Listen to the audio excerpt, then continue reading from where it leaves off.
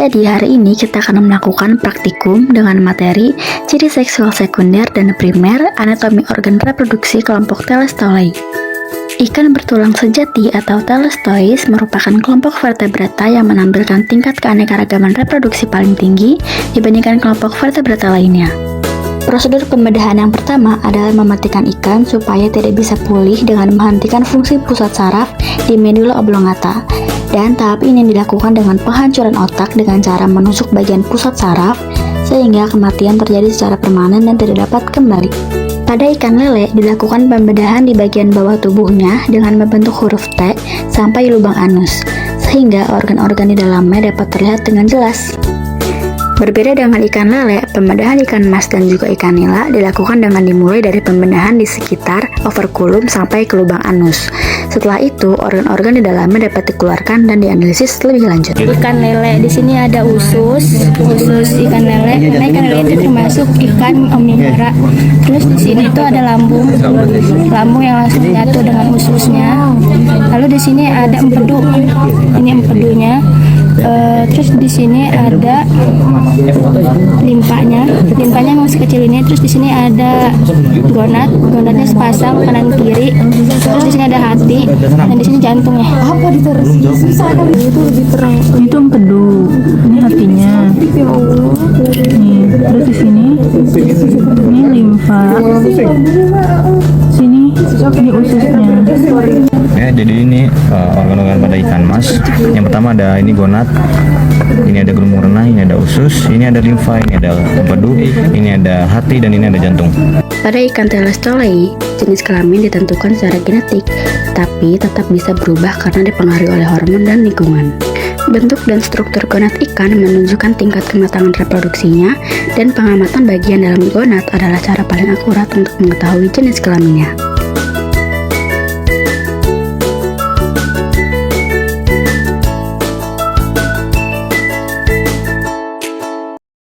Jadi, pada praktikum hari ini, kelompok 1 belajar mengenai ciri seksual primer dan sekunder kelompok Avertebrata.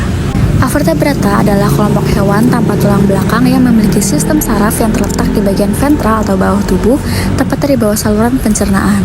Pada praktikum kali ini, hewan yang digunakan adalah kepiting bakau, udang windu, dan juga lobster air tawar. Ketiga hewan tersebut termasuk dalam filum Arthropoda, yaitu kelompok hewan Avertebrata yang memiliki ciri tubuh bersegmen, kaki berbuku-buku, dan juga rangka luar yang tersusun dari kitin. Pada proses reproduksi udang, pembuahan terjadi ketika spermatofor, yaitu kantong berisi sperma dari jantan, ditransfer dan disimpan di dalam telikum, yaitu organ penyimpanan sperma pada betina. Jika spermatofor tidak dapat atau tidak disimpan dengan baik, maka telur dapat dihasilkan yang tidak terbuahi. Nih putih nih.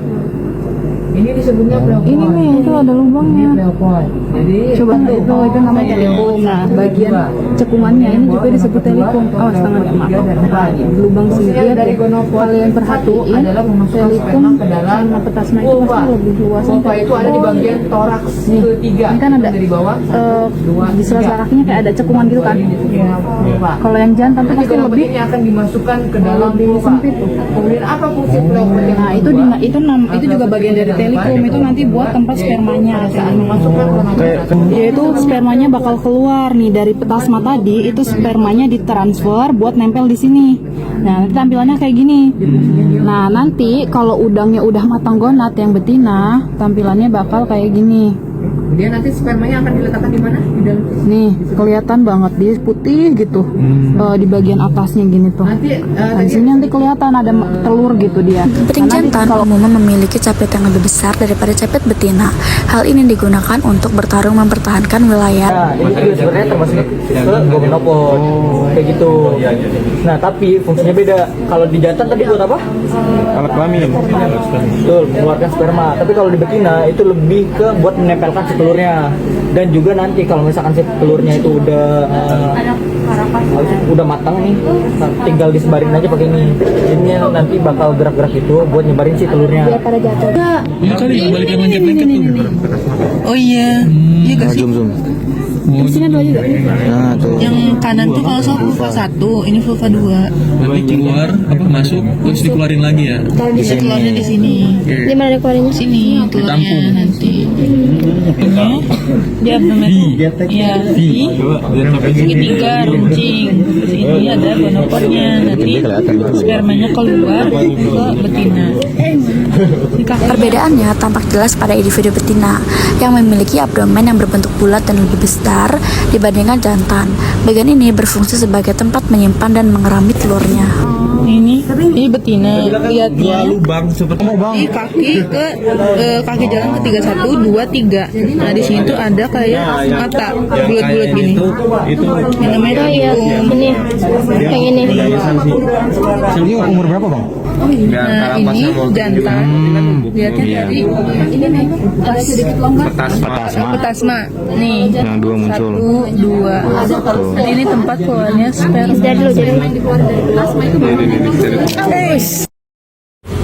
Perbedaan ciri jantan dan betina bersifat adaptif untuk mendukung kelangsungan hidup dan pemanfaatan sumber daya secara optimal. Pada praktikum setiap hari ini, kita mempelajari mengenai perkembangan gonad dan gambaran histologis organ reproduksi ikan dengan tujuan untuk mengetahui karakteristik gonad ikan yang siap untuk bereproduksi. Kali ini kita menggunakan 3 metode yaitu pembedahan, kanulasi, dan juga histologi. Tetapi yang dipraktikkan langsung adalah metode pembedahan dan juga metode kanulasi. Sedangkan komoditas yang digunakan adalah ikan lele dan juga ikan mas. Metode pertama yaitu pembedahan pada ikan lele. Dibedah dilakukan dengan menggunakan bagian bawah operkulum dalam posisi terbalik dari ujung ke ujung. Setelah itu, gunting bagian tengahnya sehingga menjadi huruf T dan potong sampai menyentuh lubang anus. Hasil pembedahan ikan lele jantan memiliki tingkat kematangan gonad tingkat 1 saat gonad masih sangat kecil, bening, dan juga tipis. Maitai Borbir et al. 2022. Ikan lele betina memiliki tingkat kematangan gonad tingkat 2 yang ditandai dengan ovarium yang mulai mengalami pembesaran dan ditandai perkembangan oosit dan pembentukan kuning telur. Tama et al. 2020. Ikan mas dibedah dari permukaan dekat operkulum dan dibentuk huruf U sampai bagian tubuhnya dapat dibuka untuk melihat organ di dalamnya. Pembedahan pada ikan mas jantan menghasilkan CKG 4 yang terlihat menjadi padat dan kejal saat mencapai matang gonad. Sedangkan pada ikan mas betina memperoleh CKG 2 yang ditandai dengan ukuran yang semakin besar. MUIS 2021.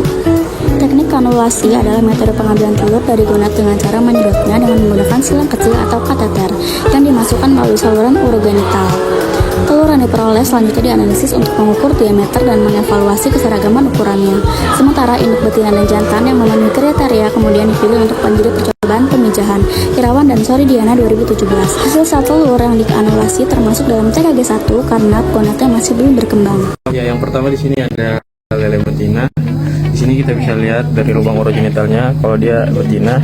Kemudian di sini kita bisa lihat gonadnya. Ini 2 kemerahan. Nah, ini kemerahan tandanya dia sudah TKG 2 dan masih kecil betina ya. Terus kalau untuk yang jantan itu dari lubang urogenitalnya kita bisa langsung lihat sendiri nih, ini tuh jantan, cuman karena ada beberapa kali percobaan. Nah, kemudian dari gonadnya itu dia tuh, oh ini nih gonadnya, dia itu TKG 1 karena masih kecil banget tuh di sini. Nah, karena udah berapa kali percobaan jadi kayak putus gitu dia. Oke. Ini ikan mas jantan.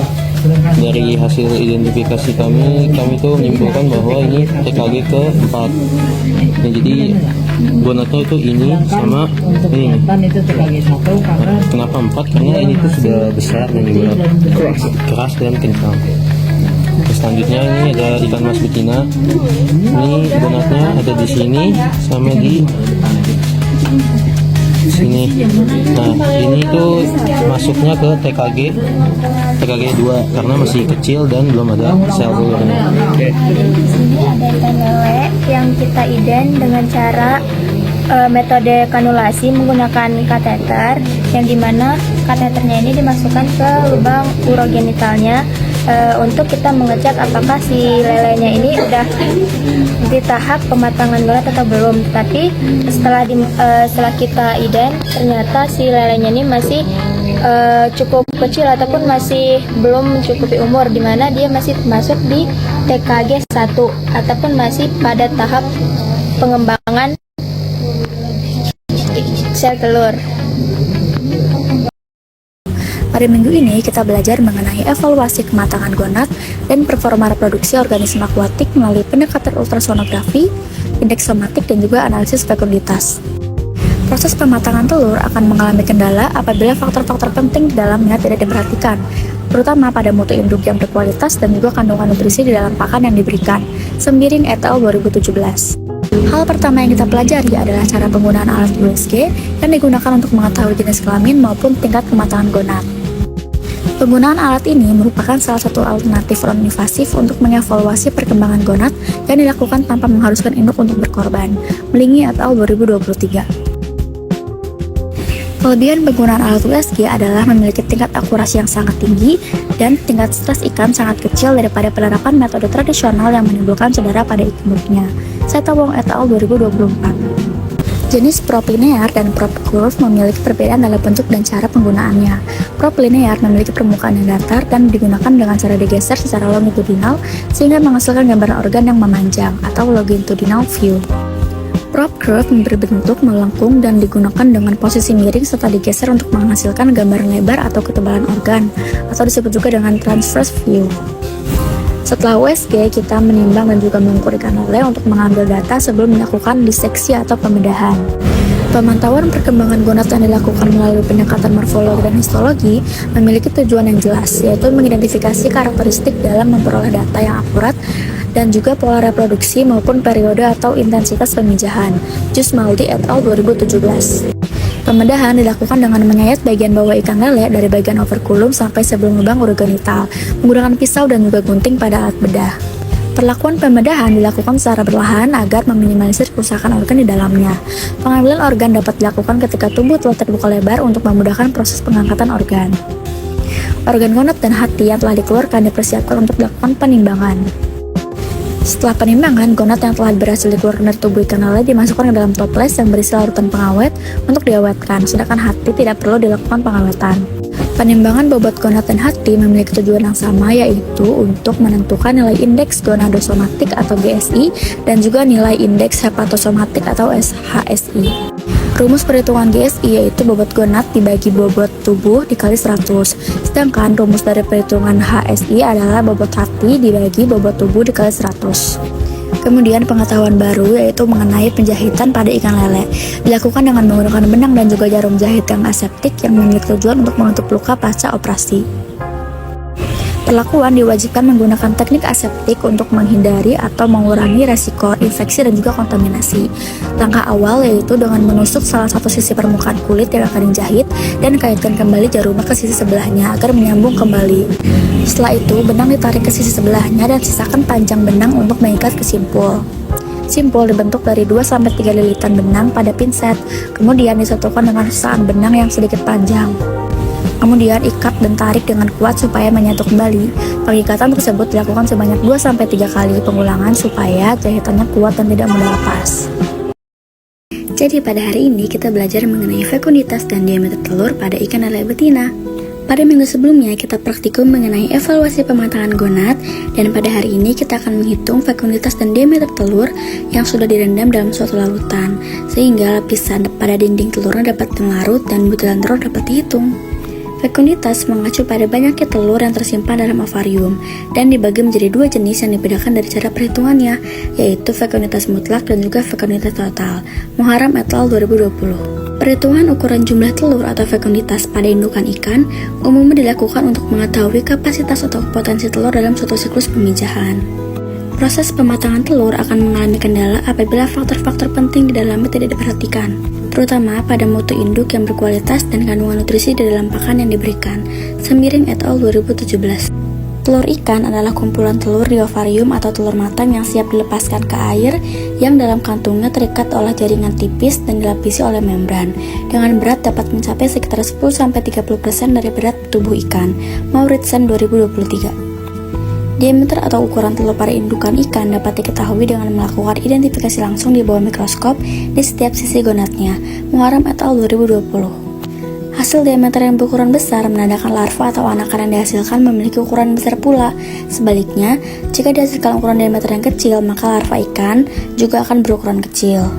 Ukuran telur sering digunakan sebagai penanda keberhasilan reproduksi pada ikan karena telur yang lebih besar umumnya memiliki kualitas lebih baik akibat cadangan energi yang lebih tinggi. Stewart et al. 2020. Sekian video dari praktikum hari ini mengenai fekunditas dan juga diameter telur. Sampai jumpa di video selanjutnya. Dadah!